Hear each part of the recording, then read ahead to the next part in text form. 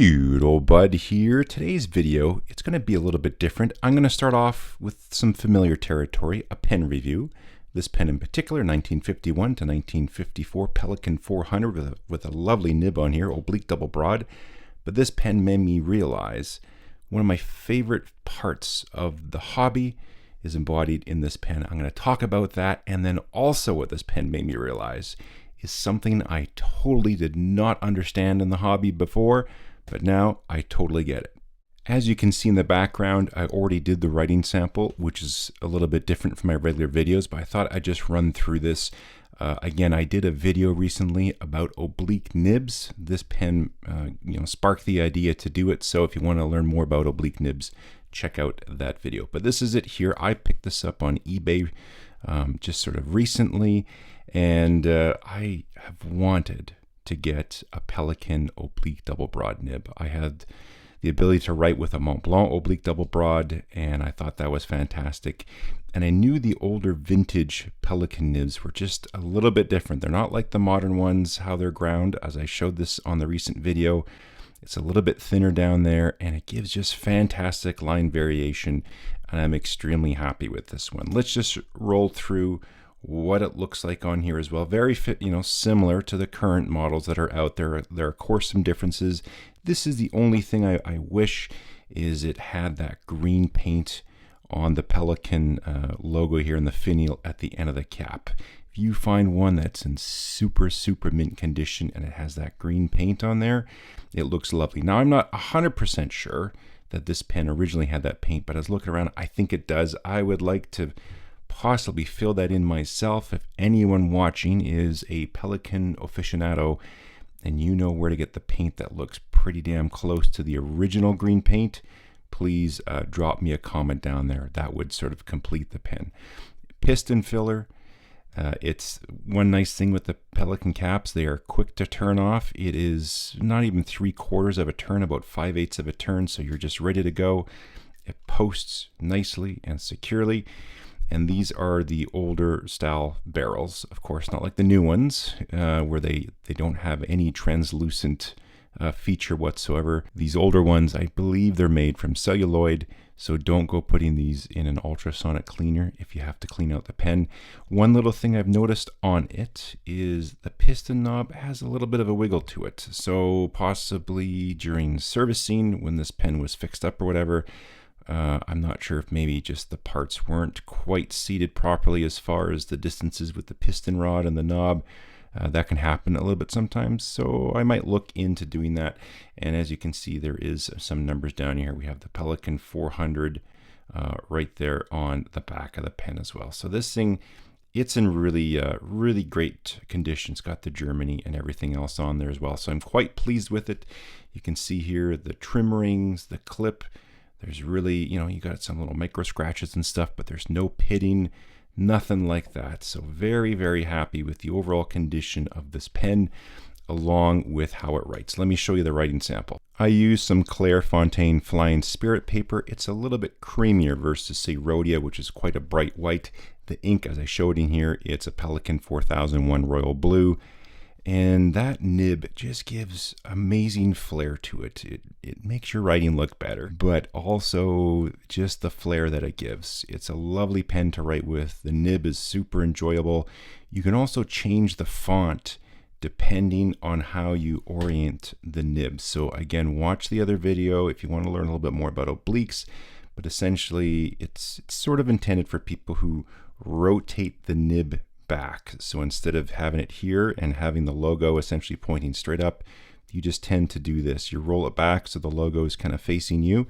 That's why the nib is cut. It's to accommodate someone who, that's their writing style. But the neat thing with this nib is it's very versatile. Obliques are a very versatile nib. So you can change the pen. You don't have to rotate it back. You can just have it to the page sort of normal. It still does have a bit of an angle, so you gotta get your wrist right. But you can write with the pen this way, and then it sort of looks like a regular stub or cursive italic nib, more like a stub because it is a little bit rounded. So if you like the way that looks, you can use the pen that way. If you want to switch it, you can rotate it back as you should. You can rotate it even more and then change your writing angle. And then essentially now you're using an architect nib. It looks exactly the same. You got the thin downstroke and the thicker cross stroke, and it's the opposite on a stub type nib. So that's one thing I find quite enjoyable with this pen, and especially the nib. You can use smaller font if you want. You can go large. It's just really, really versatile. So that's one of the reasons I wanted to get this pen. It was really all about the nib. If this just came with a regular fine or medium, I wouldn't have been interested. But this oblique double broad nib, I just had a feeling it was going to be a good one, and that feeling was correct. So that ends the first part of this video, which is essentially the review. I don't feel I have to get into ultra detail with this. I reviewed some other Pelikan, an M400, got into a little bit more detail. There's lots of videos out there on these. This one just is special because of the nib. The thing that this pen made me realize is one of the things I enjoy the most with the hobby, and it's the hunt. It's something like that where, yes, I could find a vintage Pelikan with a regular nib on it, a fine, a medium, or whatever, and they are lovely, but I don't have an oblique double broad on a vintage pen, in particular a Pelikan. So the hunt begins. And that's something I quite enjoy. I find the delayed gratification you get from hunting for a particular item, whatever pen, whatever it is far greater and sustains much longer than if you just can buy something off the shelf at any given time, right? It's nice to get something new, but there's a lot of consumerism, and it's fleeting. Something that you have to really hunt for, look around for, say no to other ones. You might find one that looks just like this. Maybe it's an oblique broad, not an oblique double broad, but it's a really good price. You can be super tempted, and I said no. I found that pen, and it took an additional 4 months to find the same one in good condition with the oblique double broad. But I'm glad I did. If I got the oblique broad pen, I would have enjoyed it most likely, but I would have wondered what the oblique double broad was like. So that's one of my favorite parts of the hobby, is the hunt. It's, piquing curiosity in some little area of the hobby, and then you set out to find it. People sometimes will ask me, well, where do you find these pens? I've done a video on that, but the first place you find it, it comes from desire. You have to want to look around for it and actually really want it. And if it's not easy to come by, your desire has to be great enough for you to be resourceful to start hunting, asking around, looking online, maybe at a pen show, eBays, pen swaps, all sorts of different places, other stores that carry them. You have to just go out and find it. Where do you find a pen like this? Mine was on eBay, but you can find this anywhere else as well. The point is, you have to want to and have patience, and some pens have taken me over 3 years to find. So I actually really enjoy that part of the hobby, whether it's new pens or vintage. I really like vintage pens, but there can be fairly modern pens that were limited or tough to find or aren't in production anymore, but there's a specific color of that pen for whatever reason you want, and you spend some time finding it, and I really like that part of the hobby. And now for the part of the hobby that I never really understood, but now I really start to get it. And that's acquiring a bunch of the same models of pens. I would see social media posts or videos where people show their collection of all the same pens. Let's pick an Esterbrook Esty, for example. I have one nearby. They have this same model in tons of different colors. They're all lovely. Some people will have all of those pens, whether it's a Kaweco Sport, a TWSBI Eco Lamy Safaris, it could be expensive ones, it could be Mont Blanc 149s, and they have 30 of them. I never understood that whatsoever. I thought, there are so many pens to try. There's so many out there. Why would you just stick with one instead of going out there and taking what I call the buffet approach? If I go to a buffet, I'm not just going to have mashed potatoes. I like mashed potatoes and gravy, just like most people do. But if there's a buffet with 300 items, I'm not going to just start piling up only on mashed potatoes. That would be insane. But this is what happens, though, at a buffet. Think about it. You will sample all the different things, but there will always be a few items that you really keep going back for. And for me right now, it just happens to be Pelikans. There is something about them that I just have really been drawn into. Let me go through a little history on my Pelikan pens I got. The very first one I ever purchased was this one here, this M805. I saved absolutely forever for this one. There was a very good exchange rate going on, the whole Brexit thing that happened, and there was a sale on occult pens, and I said, that's a phenomenal price, so it worked quite well. I wanted the M805 because I liked this color trim with the blue body, but I wanted the two-tone nib. I reached out, I said, can I make that happen? And they said yes for a little extra upcharge, and I paid that. I'll tell you though, the pen is beautiful. The nib writes lovely. It's an extra fine, but it just didn't really excite me. It's an extra fine nib, so I think that was a bit of a bad choice if I was looking for an amazing writing experience. It writes like an extra fine, which is good, but nothing really jumps out. If I pick up a nice steel nib, it kind of feels the same as this. So I didn't really go back to Pelikan too much after that.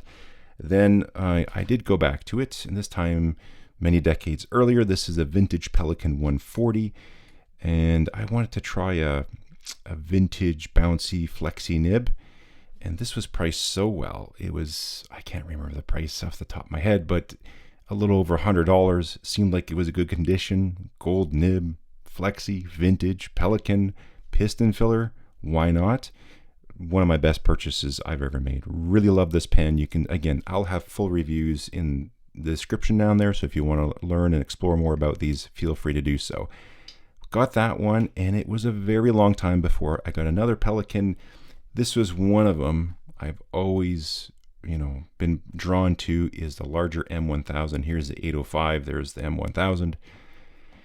And again, it had to be the right one. I didn't want the new one because I didn't want the laser engraved logo. I wanted the older version so you can see into the body a bit more.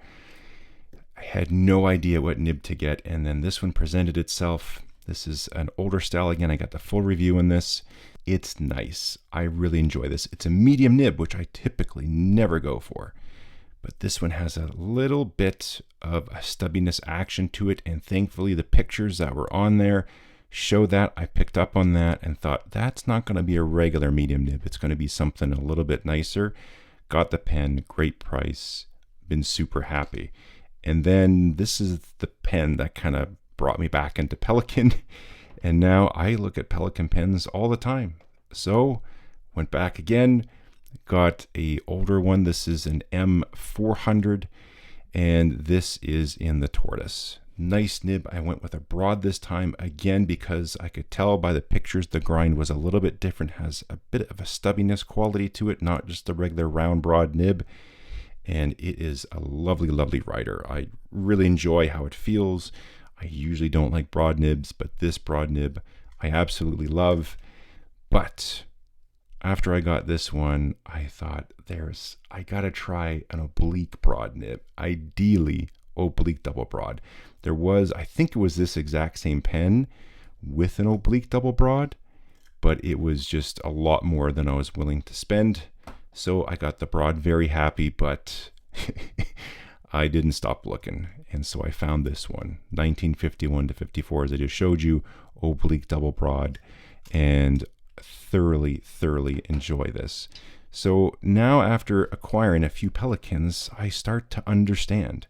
So those folks out there that have 50 different Kaweco Sports, 30 different Estes, 100 different Lamy Safaris, I still don't totally get it if it's the exact same pen, just different colors, and especially if you have all the same nib. I really don't get that whatsoever if there's someone out there like that. But I do understand having something that you're just drawn to. Something clicks with you about a certain style, a certain pen, as whatever it is. In this case, Pelikans right now is my deal. I now at least understand that, because before I would be a little judgy and just think, what are you doing? Why are you doing that? But now I get it. Now, does this mean all I'm going to be buying are Pelikan pens now to complete the set? No, not at all. There are some other ones. I'll tell you right now, I'll be honest, that I do have my eye on, so don't be surprised if you see more. But I am sort of okay now with acquiring several of the same type of pen, maybe not the exact same one, but sticking with the brand, because there's something about Pelikan right now that draws me in. And so I'd love to hear from you down there in the comments. If you're one of these folks, which pen, which does it for you, and maybe just explain a little bit of why, because I still don't quite get, if you have 50 of the same pens, just different colors, I still don't quite get that. But I'd love to hear from you down there in the comments. Tell me maybe a certain pen you've been hunting for or maybe you just recently acquired, and the story behind that, because that's a great part of the fountain pen world as well. And a great thing to do before you leave is hit subscribe. Helps out the channel. And if you do, we'll catch you next time.